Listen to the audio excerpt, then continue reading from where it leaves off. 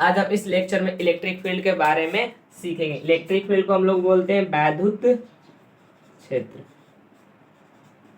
हम लोग इन Hindi and English को दोनों बाइलिंगुअल लेकर चलेंगे। इंग्लिश में भी डिफिनेशन बोलेंगे एंड हिंदी में भी परिभाषा बोलेंगे।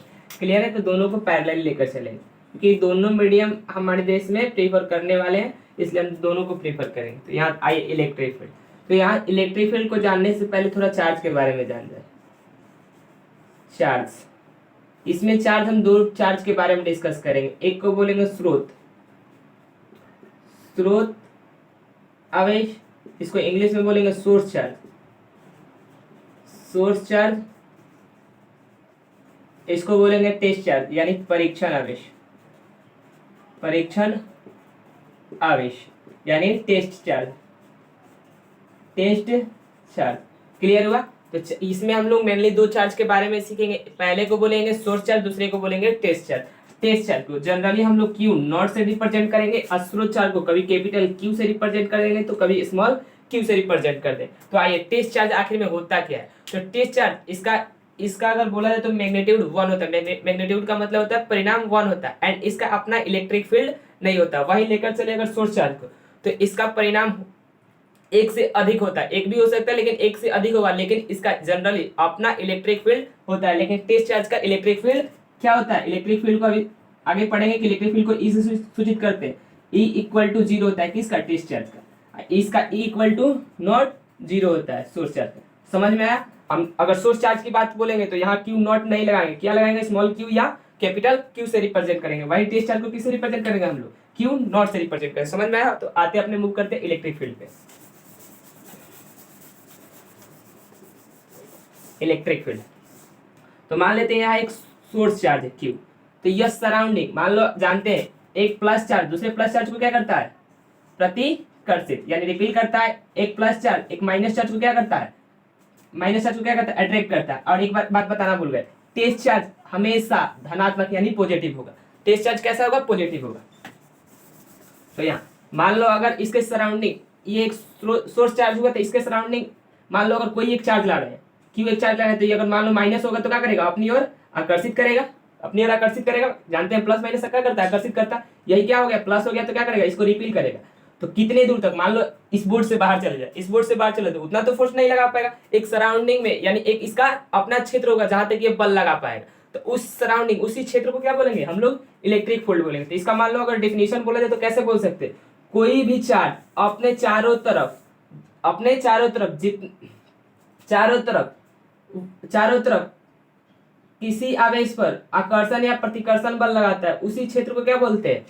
उसी क्षेत्र को हम लोग इलेक्ट्रिक फील्ड बोलते हैं। फिर से एक बार दोहरा देते हैं, वैसा क्षेत्र जहां तक कोई चार्ज अपना बल या इलेक्ट्रोस्टैटिक्स बल लगाता है, उस क्षेत्र को ही क्या बोलते हैं? इलेक्ट्रिक फील्ड बोलते हैं। यहां लिख देते हैं वैद्युत क्षेत्र।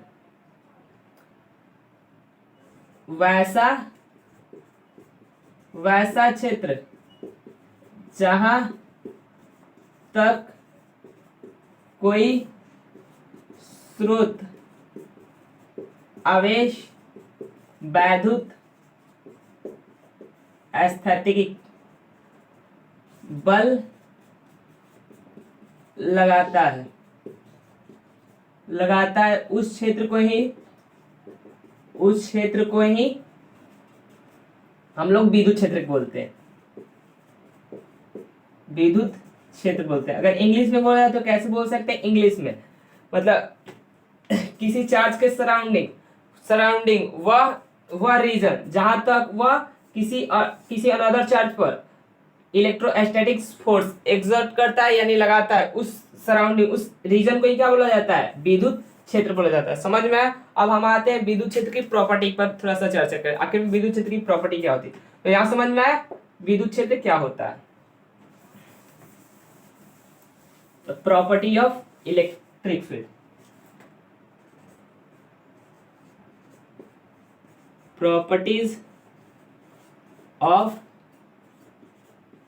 इलेक्ट्रिक फील्ड, विद्युत क्षेत्र का गुण। तो देखो पहला होता है, मान लो ये धन चार्ज हुआ, पॉजिटिव चार्ज हुआ, तो इससे इससे इलेक्ट्रिक फील्ड क्या होती है, आउटवर्ड होती है। इससे इलेक्ट्रिक फील्ड क्या होती है, आउटवर्ड होती है। तो पहला इसका गुण क्या लिखेंगे कि मान लो पॉजिटिव चार्ज के लिए इलेक्ट्रिक फील्ड आउटवर्ड होती है, हिंदी में बोला जाए तो पॉजिटिव चार्ज के लिए इलेक्ट्रिक फील्ड बाहर के तरफ होती है। सेकेंड नंबर, मान लो ये कौन सा चार्ज, हमारा निगेटिव चार्ज है, निगेटिव चार्ज है तो इसके लिए इलेक्ट्रिक फील्ड क्या होती है, इनवर्ड होती है। इनवर्ड का मतलब अंदर के तरफ होती है। समझ में, पहले गुण पे लिखेंगे हम लोग, पॉजिटिव चार्ज के लिए हम इलेक्ट्रिक फील्ड क्या होती है, आउटवर्ड होती है,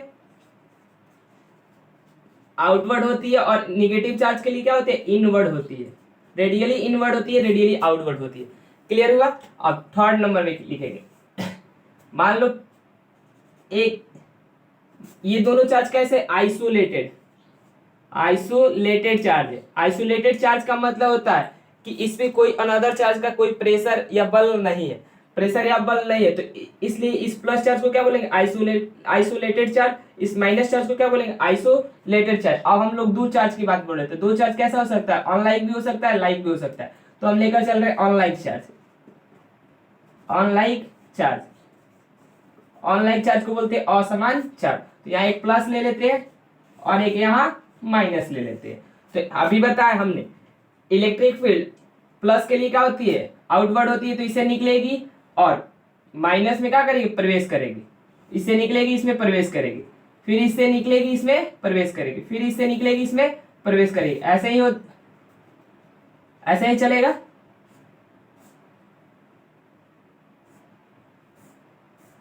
ये मान लो ऑनलाइन चार्ज का बोल सकते हैं डायग्राम भी हो जाएगा, और आइसोलेटेड चार्ज का डायग्राम ये हो जाएगा। मान लो पॉजिटिव चार्ज है तो इससे क्या हो रही होगी, इलेक्ट्रिक फील्ड लाइन निकल रही होगी,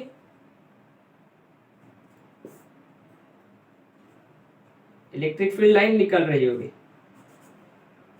समझ में आया। तो ये आइसोलेटेड चार्ज के लिए डायग्राम हो जाएगा, ये वाला ऑनलाइन चार्ज के लिए डायग्राम हो जाएगा। तो यहाँ थर्ड नंबर में क्या बोल सकते हैं कि पॉजिटिव चार्ज से इलेक्ट्रिक फील्ड लाइन निकलकर किसमें प्रवेश कर रही है, निगेटिव चार्ज में प्रवेश करती है। तो यहाँ ऐसे थर्ड नंबर बोल सकते हैं, electric field line plus charge से निकलती है एंड माइनस चार्ज में प्रवेश करती है या निगेटिव चार्ज में प्रवेश करती है। तीसरा नंबर इसकी प्रॉपर्टी हो गया। और चौथा नंबर प्रॉपर्टी, अब चौथा नंबर प्रॉपर्टी में बोल सकते हैं, देख प्लस था एक माइनस था, यही था।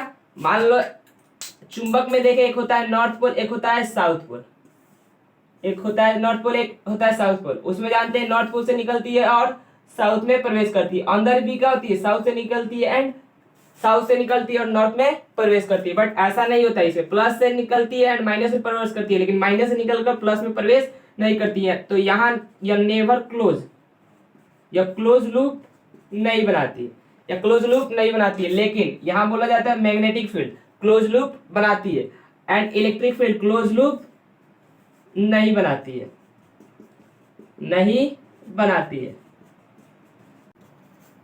समझ में आया, क्लोज लूप नहीं बनाती है। और चौथा नंबर सारा का सारा आपको लिखा हुआ मिल जाएगा, घबराइए मत। हम यहाँ समझा रहे हैं कि मान लो प्लस है ये माइनस है, कभी भी क्लोज लूप नहीं बनाती है। हिंदी एंड इंग्लिश में आप लोगों को नोट्स के रूप में यहाँ मिल जाएगा। क्लियर। और मैग्नेटिक फील्ड कैसा बनाती है, क्लोज लूप बनाती है। ये हम लोगों का 5वां चैप्टर वहां पढ़ेंगे। तो अब ये 4 नंबर प्रॉपर्टी हुआ। फिर 5 नंबर प्रॉपर्टी, 5 नंबर प्रॉपर्टी में बोल सकते हैं, मान लो ये प्लस था और ये माइनस था, ये इलेक्ट्रिक फील्ड लाइनें थी, ये इलेक्ट्रिक फील्ड लाइनें थी।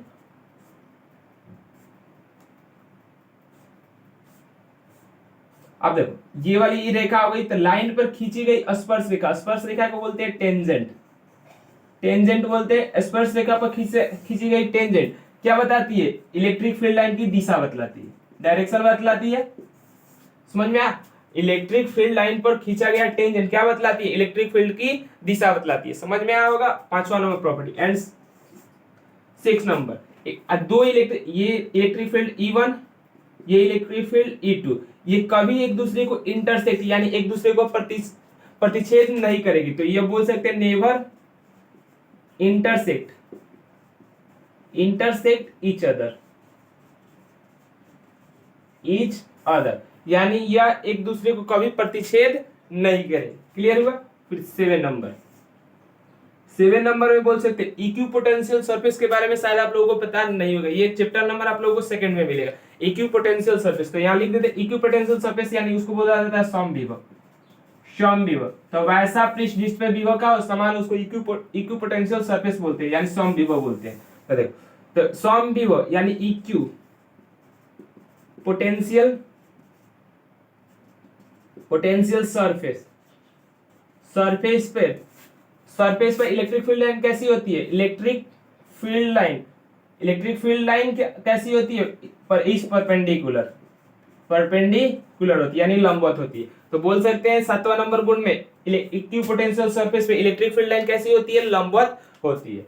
अब 8 नंबर प्रॉपर्टी में, तो यहाँ इतना इनफ हो जाएगा प्रॉपर्टी, और आगे देख लीजिएगा प्रॉपर्टी क्या होती है। तो जनरली हमने पहला प्रॉपर्टी में क्या बताया कि पॉजिटिव चार्ज से इलेक्ट्रिक फील्ड लाइन आउटवर्ड होती है, नेगेटिव चार्ज की इलेक्ट्रिक फील्ड लाइन इनवर्ड होती है, एंड दो चार्ज को लिया जाए अनलाइक लिए थे, तो पॉजिटिव चार्ज से इलेक्ट्रिक फील्ड लाइन निकलती है एंड नेगेटिव चार्ज में टर्मिनेट करती है, यानी प्रवेश करती है। क्लियर हुआ? ऐसे ही हमने फिर फोर्थ में बताया था, यह क्लोज लूप नहीं बनाती है। एंड फिफ्थ नंबर में क्या बताया कि यह इस पे खींचा गया टेंजेंट क्या इसकी दिशा बतलाती है, एंड दो इलेक्ट्रिक फील्ड लाइन कभी इंटरसेक्ट नहीं करती है। एंड इक्विपोटेंशियल सरफेस में इलेक्ट्रिक फील्ड लाइन कैसी होती है? परपेंडिकुलर, यानी लंबवत होती है। अब आते हैं विद्युत क्षेत्र, intensity of electric field.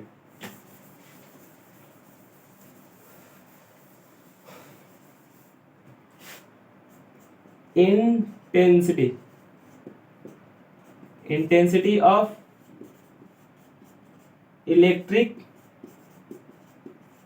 Field line.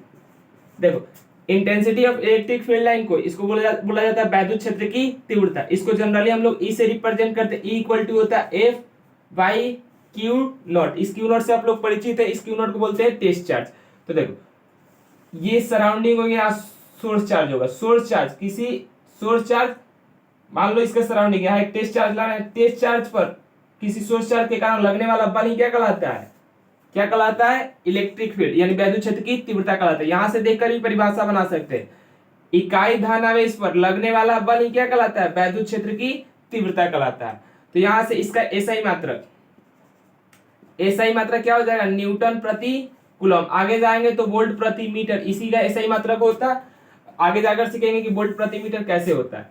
समझ में आया? तो यहां से इसकी बीमा भी निकाल सकते हैं। बल की बीमा क्या होती है? एम एल टी माइनस 2, और अब इसकी बीमा क्या होती है? A T. तो यहां से ऊपर ले जाएंगे तो कितना हो जाएगा? एम एल टी ऊपर जाएगा तो -3 हो जाएगा, टी के पावर -3 एंड ए के पावर -1। तो ये इसकी बीमा हो जाएगी, तो इलेक्ट्रिक विद्युत क्षेत्र की तीव्रता समझ में आया होगा कि इकाई धनावेश पे चाहे इकाई परीक्षण आवेश पे लगने वाला बल ही क्या कहलाता है? वैद्युत क्षेत्र की तीव्रता कहलाता है। वैद्युत क्षेत्र की तीव्रता का एसआई मात्रक क्या होता है?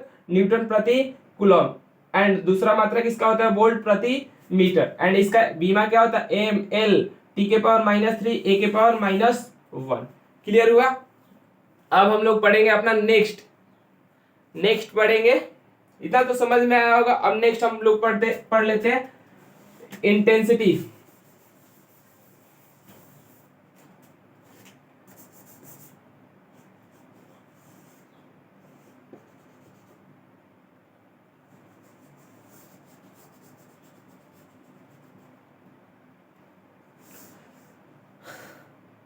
अब हम लोग स्टार्ट करें इलेक्ट्रिक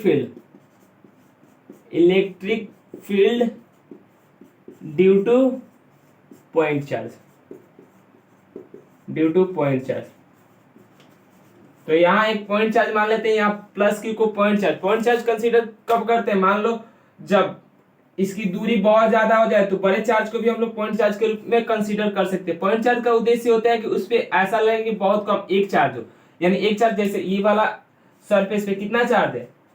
4 चार्ज मान सकते हैं, इस पे ओनली एक चार्ज है, बट इसको भी दूर से देखा जाएगा, ये मान लो इस पे कितना चार्ज है? बहुत सारा चार्ज है अभी, या नजदीक से देख रहे हैं, लेकिन दूर से देखेंगे तो ये वाला सरफेस कैसा काम करने लगेगा?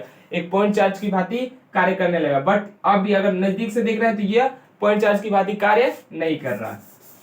तो मान लेते हैं एक क्यू पॉइंट चार्ज है, इसे r दूरी पे क्या निकालना है, वैद्युत की तीव्रता। तो जहां अगर आप लोगों को वैद्युत की तीव्रता निकालना हो वहां आंख बंद कर हम लोग किसको मान लेंगे, टेस्ट चार्ज को मान लेंगे। अब आपको पता है एक चार्ज दूसरा चार्ज r दूरी पर रखे हो तो उनके बीच लगने वाला बल कितना होता है, F बराबर K Q naught by R square.